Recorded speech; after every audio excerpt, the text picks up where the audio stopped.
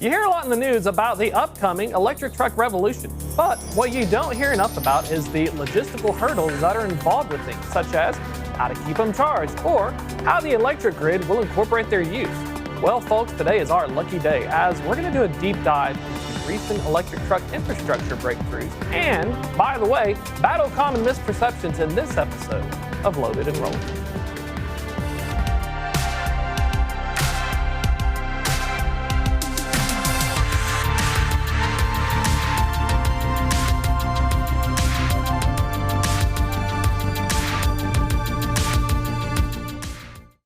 Welcome to Loaded and Rolling. I'm your host, Thomas Wasson, your friendly neighborhood enterprise trucking carrier expert, and headlines often hype up the potential of electric trucks, but they gloss over the crucial task of keeping them charged and building the infrastructure to charge them. Well, it's often much more exciting to see the video of an autonomous or electric vehicle going down the road rather than the unglamorous shots of it charging somewhere stationary. Well, it reminds me of an old saying, amateurs talk tactics, but professionals talk logistics. And we're here today to talk about the logistics of electric trucks and how companies are making it their goal to worry about it so you don't have to. Now, the concept is deceptively simple, charging as a service, but digging deeper opens up a whole new world of real estate, electrical utilities, construction, and what type of plug you need to charge a vehicle. Now, joining us today to talk about the electric truck infrastructure and its opportunities is Rich Mohr, Global Vice President Fleet at Chargepoint. Now, prior to joining Chargepoint, Rich spent over 25 years at Ryder Systems, Inc., and he knows a thing or two about electric vehicles. Welcome, Rich. Hey, Thomas. Nice to see you.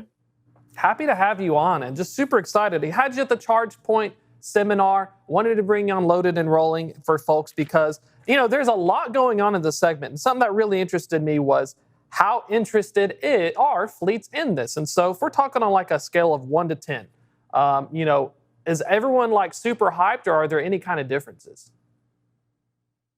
Yeah, I think there's some big differences still on why customers are adopting early. I think there's probably three kind of categories that are getting companies to early adopt, whether it's a municipality or it's a freight company or it's a final mile company. And generally what you're seeing is, it's a customer of that client that's asking them what their sustainability goals are as a requirement of doing business, or they're getting pressure from their board or from their management team to cut emission costs, to meet the company's goals. And then additionally, I think companies are looking to see what is the TCO advantage that they're going to get over an electric vehicle over a traditional gas or diesel vehicle. I think those are the main areas where you're seeing adoption early across North America. And there's kind of in an earlier interview, the difference between like last mile and over the road. It looks like earlier, is it still a situation where over the road trucking is still trying to figure it out with the total cost of ownership compared to like the last mile folks?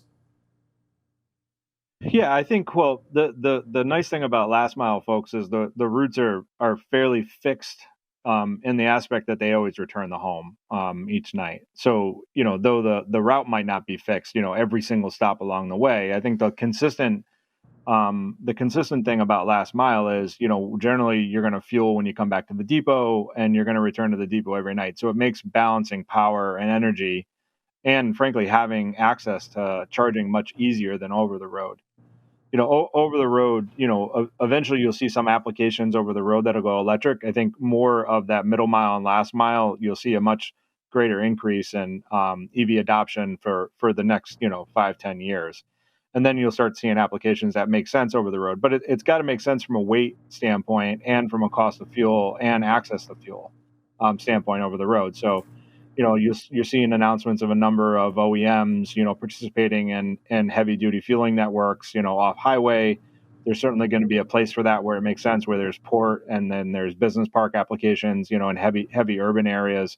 That's certainly going to make sense. But you're still, under 300 miles a day type of operations where you're returning or you're fueling en route. And when we're talking about weight aspects, is that just because there's the weight of the battery inside the cab? So over the road is going to be kind of shoehorned compared to some of these last mile folks who can be creative on the weight?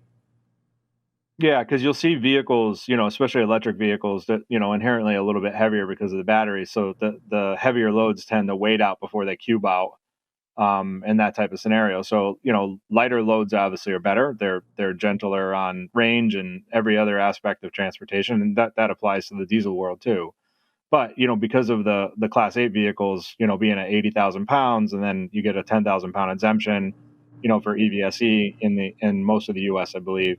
You still are overcoming a slightly heavier vehicle than a diesel vehicle. So if you're weight conscious more than cube out conscious, then you have to take that into consideration. So those are all the factors that the transportation companies are getting really comfortable with now.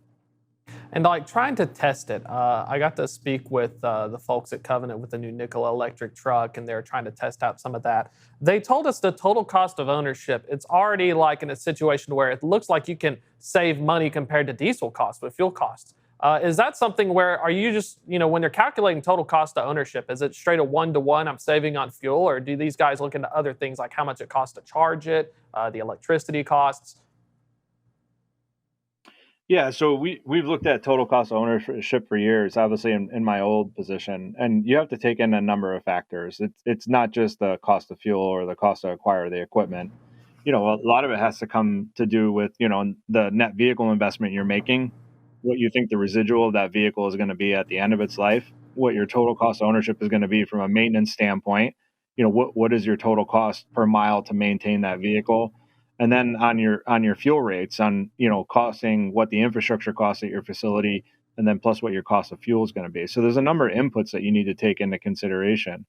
And some of them are intangible, right? And it's not a hard cost. And I think that what you're seeing on the transports is, benefit on driver retention. Do you take that into consideration when you're deploying electric vehicles versus, ICE vehicles? Those are all the things that companies are trying to take in consideration. Also, one of the things you have to take into consideration over the next couple of years is, does it give you a competitive advantage over other people in your segment because you offer transport and, a zero emission vehicle? So there's a little bit of strategy for companies when they're looking at how they're going to electrify. What is the total kind of baked cost of their TCO? So it's not just the truck, the fuel, the maintenance, and the residual. There's a lot of other factors that come into that decision when you're making a purchase decision around EV versus ICE. And looking at retention, I wanted to dive into that. When you're working with some of these clients, is that something where a lot of these drivers are finding out that it's actually just a lot better experience as well driving these electric vehicles? Yeah, I mean, and I've been on both sides of this. I piloted some of the very first electric vehicles years ago, up in Boston and in some of the heavy urban areas, and even in early vehicles, minus getting over the initial fear of, well, what do I do when I'm on the road and I fuel? They quickly figure out that they didn't really fuel anyways. 99% of the time they would go out, do deliveries, and come back, and they never touched a fuel pump. So you get over that. But overall, as the technology's gotten better, certainly the driver satisfaction has gone from good, maybe from better to good to great when you look at it. So it's definitely a better experience, for a driver to be in an electric vehicle. I mean, I drive an EV. My wife drives an EV. I've been in EV trucks. When you can dial in the technology from a reliability standpoint, not only from a driver reliability but from a maintenance reliability, I think those are all the factors that really, because you can't just, it's not just keeping the driver happy. You got to keep your maintenance facility happy, your technicians happy, the people that have to coordinate your purchasing of a vehicle happy. There's a lot of stakeholders in a company, to make sure they're satisfied with this equipment. Drivers certainly should be front of mind, to reduce injuries, give them a better work experience, make them more productive so they're more comfortable. And then certainly EVs bring a lot of benefits to that. It's a quieter vehicle. You can hear yourself think when you're driving. The acceleration is better than a typical diesel or gas vehicle. And then so overall, it's a gentler ride, for the driver experience. And I want to dig into. I got to ride in a Nikola truck, and it was cool. It was one of the little day cabs, and it was extremely quiet. But the infrastructure aspect, when I spoke with them, was very interesting. I think this is something you can touch on. Was that a lot of the infrastructure is not set up to even handle it. And the utility company said, yeah, we'll totally do it. And it turns out they had to plug in a generator next door at the customer's location that runs on diesel just to charge it. So as you're working on charging as a service, like what's the landscape right now that we're talking about? Yeah, we get this question a lot. One of the things that we developed that we showed at ACT earlier in the year was paired DC fast chargers on a skid. So essentially, it's on a palletized skid. It's an open configuration that can be easily loaded by a forklift into a truck and dropped on a yard and hooked either into the grid or hooked into a building if they have the 400 amp service available. So we're definitely trying to make sure that when customers need to do deployments, that they have quick ways not to break open a lot of concrete in their yard or cut open asphalt, or frankly, impede on the lease that they have on that property. So we have enough solutions now where we can quickly deploy vehicles or chargers for vehicles in those type of applications. But yeah, it requires some planning. To ship a skid halfway across the country takes a couple days. You have to coordinate with your EPC. Or your utility to make sure that you have access to the energy at the curb if it's available. Those are all things that, we try and work well in advance with customers to make sure they're successful, so they don't run into a situation where they got to run down to the local rental store and rent a diesel generator. That's not a way that you'd like to do this. Ideally, I understand that it happens when you're doing demonstrations and in emergencies.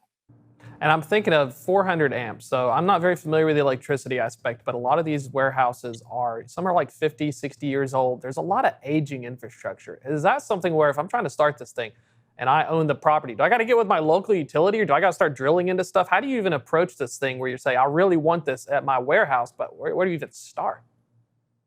Yeah, so I think one of the things that we wanted to make sure when we were coming up with a mobile solution that we had an integrated electrical panel, so you didn't have to work into a situation where you had to add an additional panel to a building, knowing that you had limitations on the older buildings. Most of the newer buildings will have that level of service or greater. Now, they're likely it's being used to run their warehouse, so there's a lot of heavy equipment that gets run in a warehouse, and generally they're maximizing that energy. So yeah, certainly coordinate with the utility to make sure that there's a line available on the curb, that they're upgrading the line coming in. It's not an enormous amount of power to do a couple DC fast chargers. We have energy management that is pretty gentle on the DC load. We can set a cap on a per kilowatt basis to make sure that you can have a number of ports and use a limited amount of DC.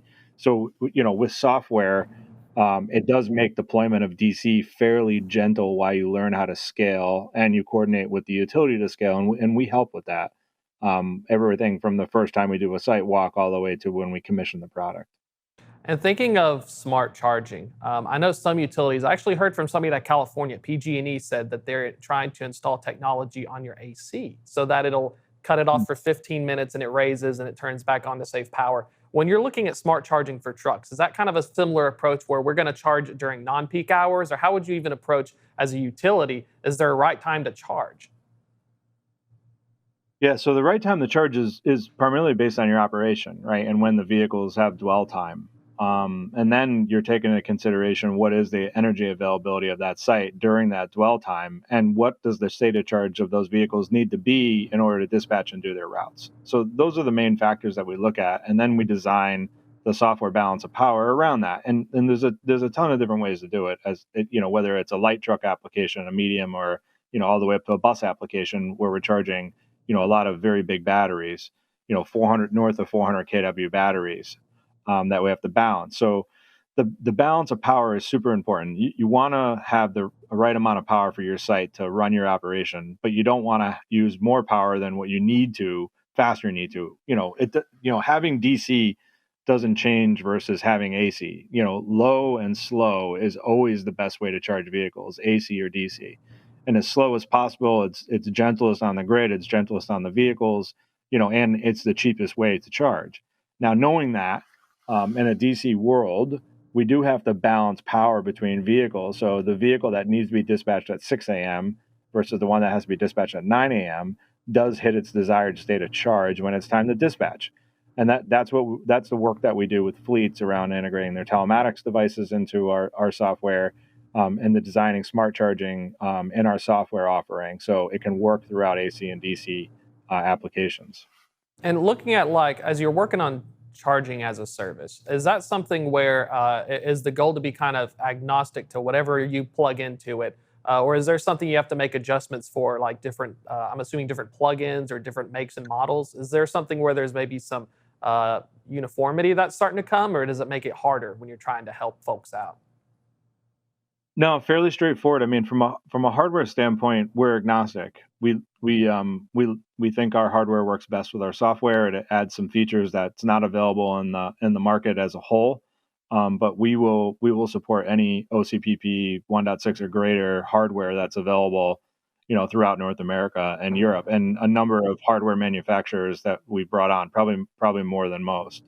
So when you look at it from a hardware standpoint, it doesn't change your methodology on how you do software management. So the CMS, which is the charge management system that we have, it treats one DC charger just like the other DC charger from a balance of power standpoint.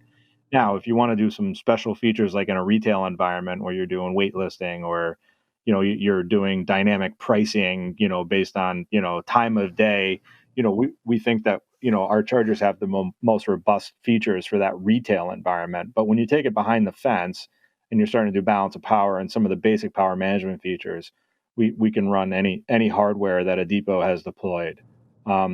Typically we think from a serviceability standpoint, coming back to TCO, when you look at the Chargepoint hardware, the way it was designed and built is allow you to be able to easily service that hardware, at any component level. And the software that we have, diagnoses that hardware at the component level, so you can get predictive maintenance on that charger, know what's going to break on that charger well before it does, and then have visibility down to the component level in the software, so we can make the right part decision on that charger.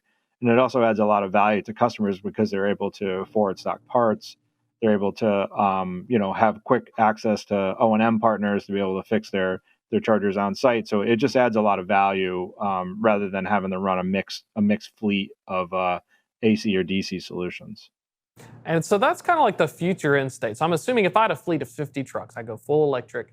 Those are the questions in the future I need to ask. Like, when am I using these trucks? How quick do they need to be charged? And how much am I going to get charged for the cost of taking that extra juice out of the grid versus low and slow, right? Exactly. Yeah, that's exactly right. And we bring in our software all the utility rates on where you are.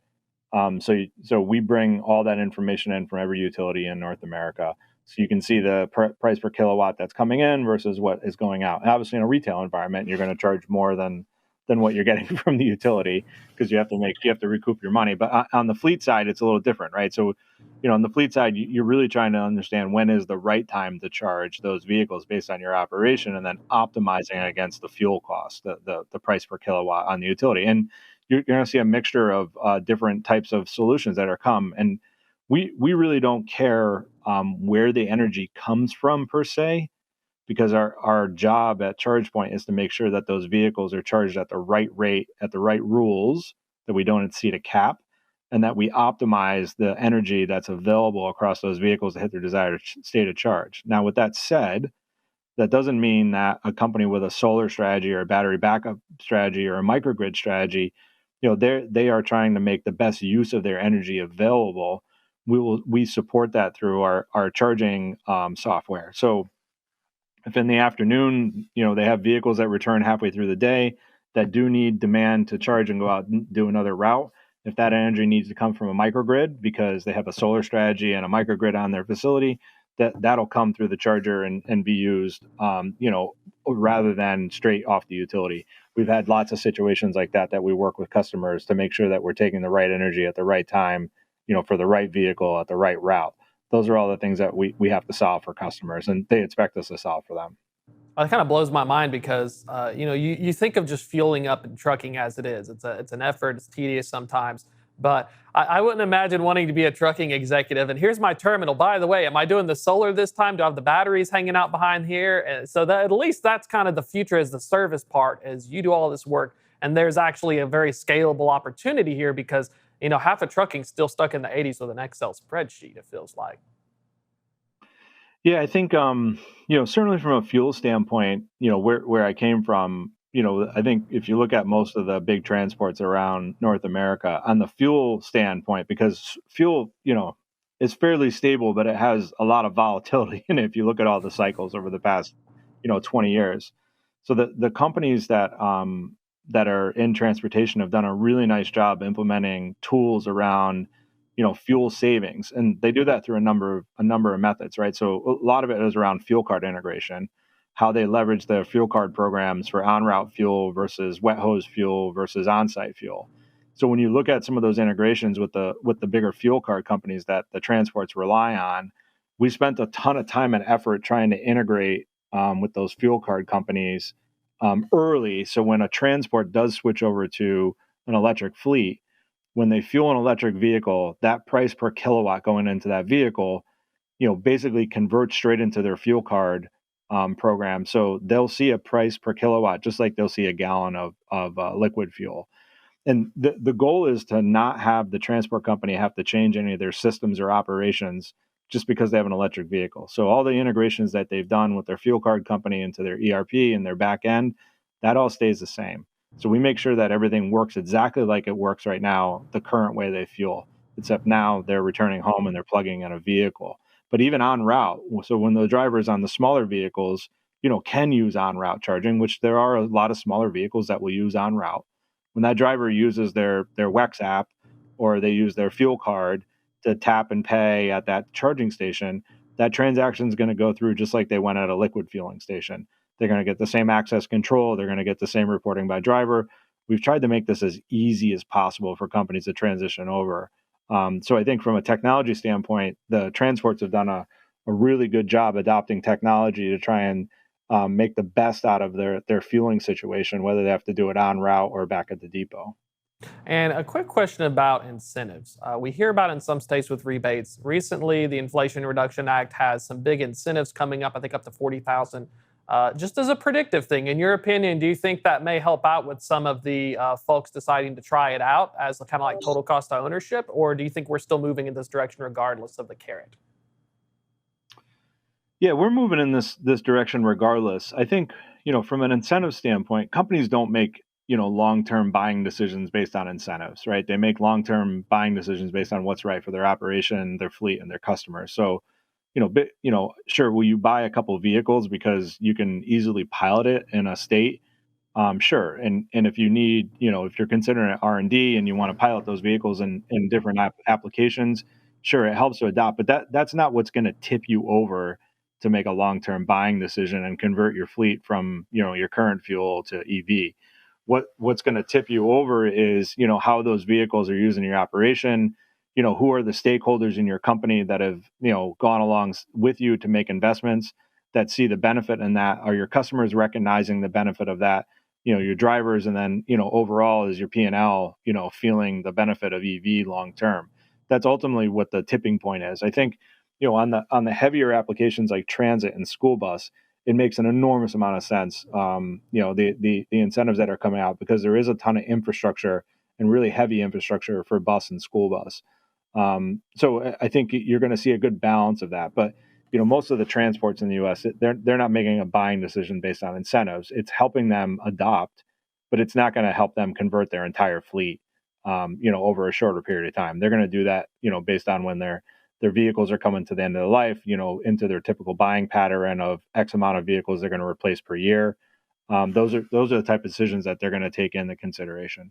So it's like you already make the decision. You're moving the cruise ship anyway, so that's not Yeah. going to be that big a change. If folks are interested in learning more about ChargePoint as well as trying to sign up or work with y'all, how would you recommend they get in contact? So chargepoint.com, you can click on the fleet page. You have all of our information on all of our products and services. There's a fleet at chargepoint.com email address on there. It'll go to anyone on my fleet team. Everyone has access. We have great documents if you just need to learn more about the industry and you're working on a board presentation, or you're working on a presentation for your boss on what it means AC versus DC. We have plenty of resources for customers that's not ChargePoint specific to get you to the next phase of this. We can give recommendations on vehicle types and what's running across the US right now. We can we're seeing a lot of movement towards yard tractors. We've done an enormous amount of work around doing some analysis around some of the yards that have a lot of yard tractors operating, and help them understand what the impact is on the investment of the infrastructure. So all that information that's available. You'll never get anyone that doesn't want to give you information so you can make the right decision at your company. I really do appreciate your time, Rick. This was an amazing time as well. And I'll tell folks we got to check out the Chargepoint webinar as well, just to learn a little bit more. Yeah, for sure. It'd be great to see everyone. Thank you so much, sir. Check out that webinar as well. I happen to host it, but we have some really cool folks on there. You can also find Loaded and Rolling, the newsletter, kind of like Spaceballs, the merchandise here, every Wednesday and Saturday. Wednesday night and Saturday morning, give you something to read on the weekend while you're hanging out. Sun times as well. If you want to look and watch the podcast, we have it on Apple as well as Spotify. And if you like to catch us live like you just did now, for those not listening to the podcast, you can check us out every Tuesday at 1 p.m. Wonderful, phenomenal conversation as well. You got to check these Chargepoint guys out, these folks, guys and gals. Really amazing technology. And that's going to be it for the show today. But keep it classy. Join us next week. We'll do it live.